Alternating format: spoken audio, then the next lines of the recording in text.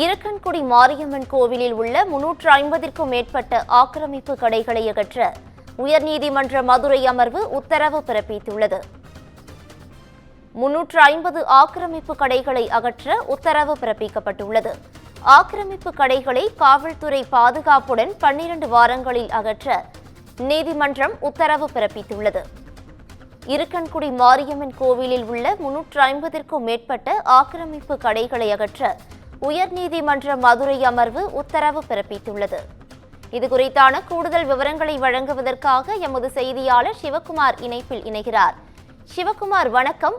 350 ஆக்கிரமிப்பு கடைகளை அகற்ற நீதிமன்றம் உத்தரவு பிறப்பித்திருக்கிறது. இது குறித்தான கூடுதல் விவரங்கள்.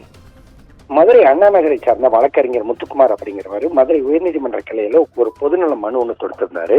அதுல விருதுநகர் மாவட்டம் சாத்தூர்ல இருக்கிற இருக்கன்குடி கிராமத்துல இருக்கிற ஸ்ரீ மாரியம்மன் கோவில் அப்படிங்கிறது ஒரு திருக்கோயில் இருக்குது. மிகவும் பிரசித்தி பெற்ற இந்த கோயில்ல அர்ஜுனா நதி மற்றும் வைப்பாறு ஆகிய இரு நதிகளுக்கு இடையே அமைந்துள்ள தொன்மையான வரலாற்று சிறப்பு மிக்க இயற்கை எழில் வாய்ந்த கோயில் இது.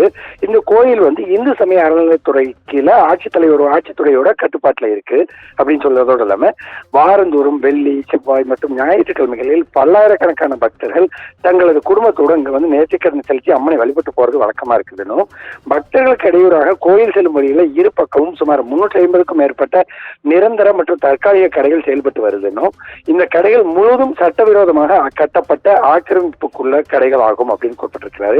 மாற்றுத்திறனாளி மற்றும் வயதான பக்தர்கள் ஆகியோர் மிகுந்த சிரமத்துக்கு ஆளாகி வருவதாகவும், சில நேரங்களில் அவர்களது வழிபாட்டு உரிமையும் இத்தகைய சட்டவிரோத ஆக்கிரமிப்பு கடைக்காரர்கள் உள்ள அடாவடியான செயல் மூலம் மறுக்கப்பட்டு வருதுன்னு வருத்தம் தெரிவிச்சிருந்தாரு.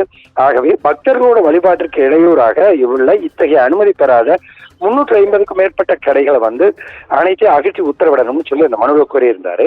இந்த மனுவானது இன்னைக்கு நீதிபதிகள் எஸ்.எம். சுப்பிரமணியம், அருள்முருகன் அமர்வு முன்பு விசாரணைக்கு வந்தது. அப்போ பக்தர்கள் தரிசனத்துக்கு இடையூறாக உள்ள நடைபாதை ஆக்கிரமிப்பு கடைகள் அனைத்தையும் போலீஸ் பாதுகாப்போட 12 வாரங்கள் அகற்றணும் அப்படின்னு சொல்லி கோயில் நிர்வாக அதிகாரிக்கு தற்போது நீதிபதிகள் உத்தரவிட்டு இருக்காங்க. பவித்ரா, கூடுதல் விவரங்களுக்கு நன்றி சிவகுமார்.